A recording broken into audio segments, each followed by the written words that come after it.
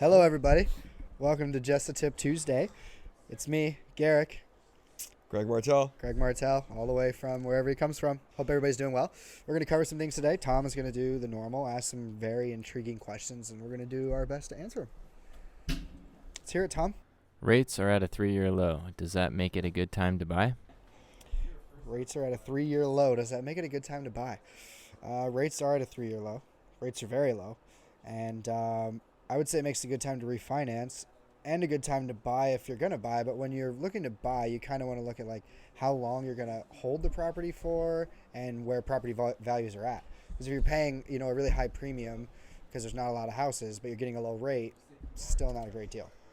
Do you think people let's save enough money to buy a house are actually waiting for rates to go down to buy a house? Like, do you think that's a significant amount of people? Or do you think people, when they're ready to buy a house, they find their house, okay, what are the rates are? Like, do you think they're actually waiting at rates before they start looking at houses? No, I don't think so. But if they've been waiting to purchase and they're like, oh, rates are low now, should I buy now? So you would buy a house that you're not really ready to buy yet, 'cause it's not quite the house, but the rates are better. You'd pull the trigger on that? No, I'd pull the trigger on it if the price was great and the rate was even higher because it was a good deal. I feel like the mortgage comes after. Like, you buy the house, and then I love this beautiful piece of property, but how do I get it? Oh yeah, I have to get a mortgage. And that comes I had a after. customer actually today that was like, I'm looking to refinance.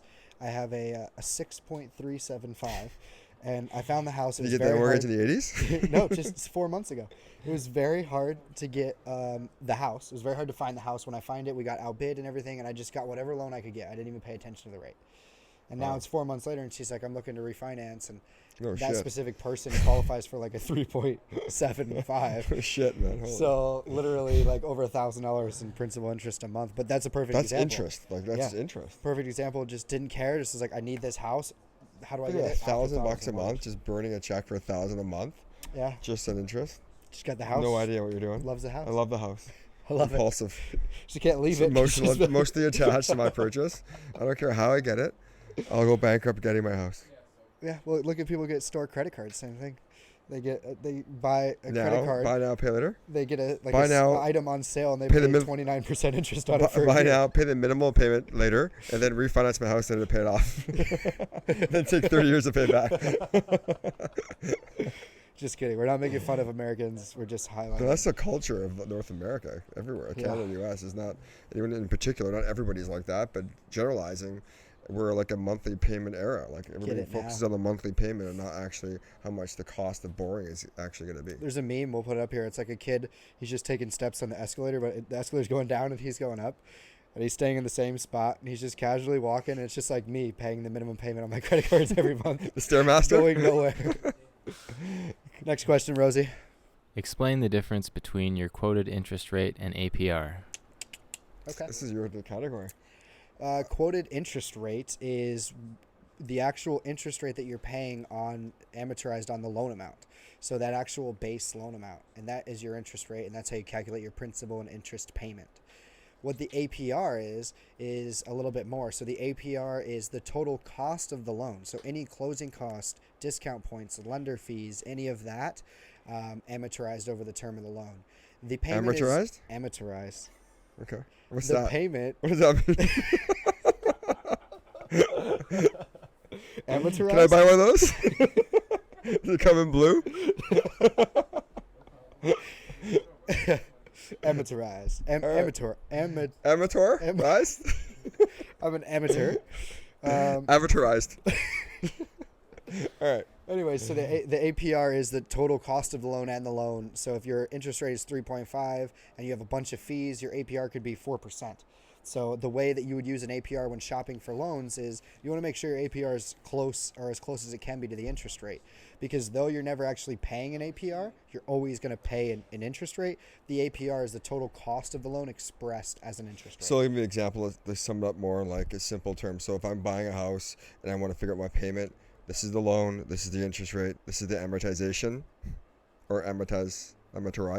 That's a word. Do you not think that's a word? Amortization is. I don't That's know what what you were saying. I said amortization. Okay, I just so pronounced it just like you say here's my process, and it's process. amortization, which is the years it's spread out over, and this is my interest rate, and this is the loan amount. So it gives me a monthly payment. Correct. Now, that's my interest rate. But if I calculate, if I have to have loan, like I say, if there's fees or loan cost or any type of additional costs I have to incur, that's out of my pocket, correct? Not just amortized in, or could it be out of my pocket as well? It could be out of your pocket as well. Okay, so that you add that all back in Yep. to the loan, and then what the rate would be, and it gives you like a total cost of borrowing, right, for the period of time. Exactly. Right. But you don't actually pay that APR. It's mostly used for shopping or to express what the total loan cost is.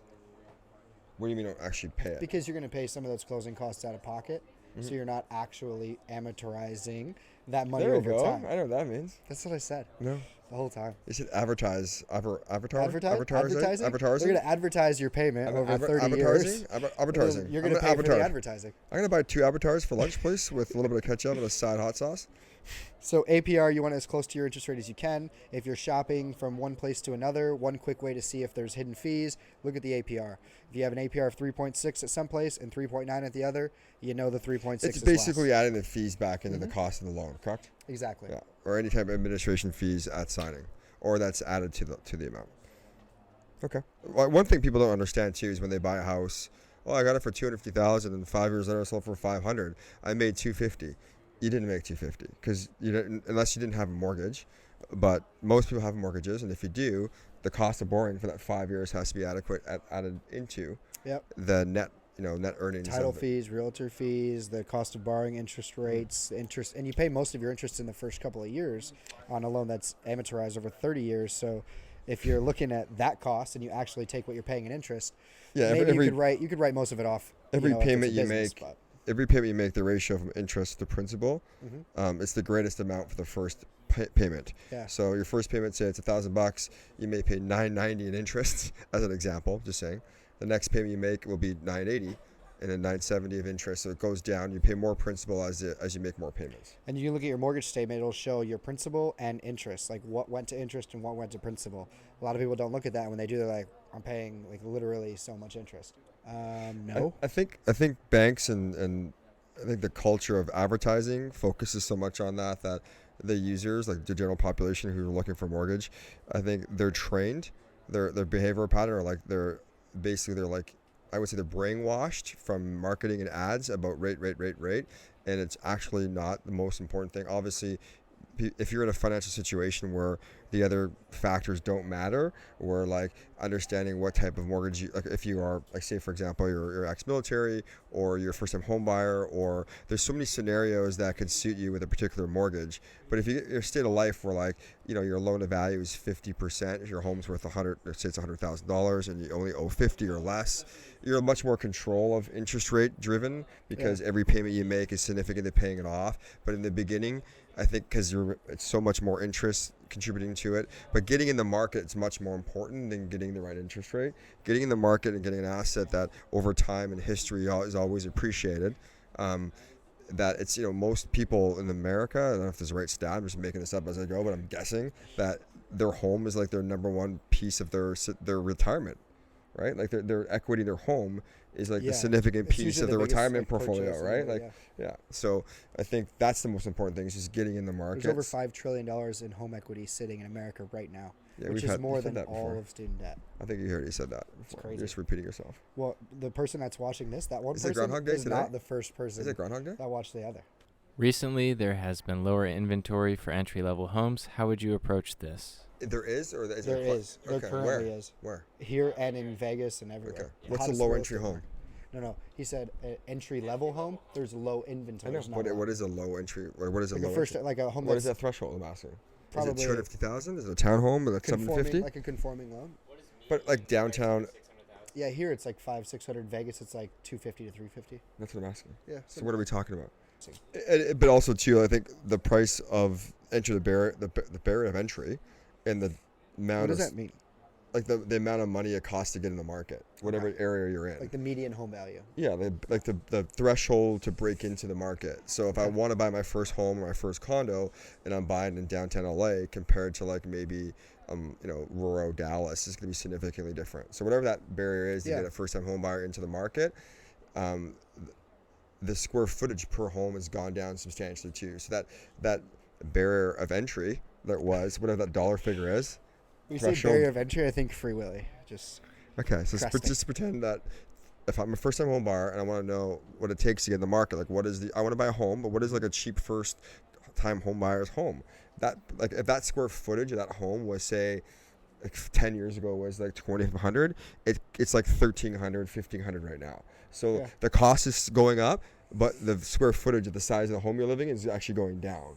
So and so to that, I would say if you plan on keeping the home or you're looking at a home for 30 years, it doesn't matter. Get in whenever you can, because over time, you're going to be in an equitable, positive situation. If you're going to be somewhere for 2 years, you're trying to make a quick dollar. That's that's one of the best points you make. Like people like, well, what if I get in the market? If I get in the market, like I don't want the market to go down, but it depends. Like it's your home. You're living in your home. Yeah, get in so it. if you can live in it, market goes down, you can rent it out if you want to go somewhere else. But main thing is like your period of time, like the amount of time you're going to keep that investment is going to be 5-10 years anyway. So you're going to live out any type of like cycle of what the real estate market's going through. Yeah. So the point is if you can get in the market, don't worry about the interest rate. Don't worry about the market's doing. Get in the market. Just get in the market.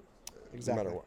Anyways, that's it for this week. Have a great week, everybody. Thanks if you for have any questions. the boots and the outfit, Tom, this week. Appreciate it. Yeah, let us know. I think lovely. we may have missed a week because of Tom. But yeah, Tom's always never around to do this thing. Yeah, he's always so busy, he just can't coordinate it. So Yeah, I think he's mad at me right now. he actually asks us every single day, each of us and me, like, what should I do? Should I ask Greg? When can we do it? He asked Greg. Greg said yes. I said yes. We kept blowing him off because of other things that came up. And today I'm like, why don't we do a podcast? I don't understand why we didn't do a He's podcast. like so confused. But I asked you yesterday. I'm like, I wasn't feeling good yesterday. It's today. It doesn't matter. But it's okay. We got one done today. So, all right. Thanks, All right. everybody. Have a great week. See you Bye-bye. soon.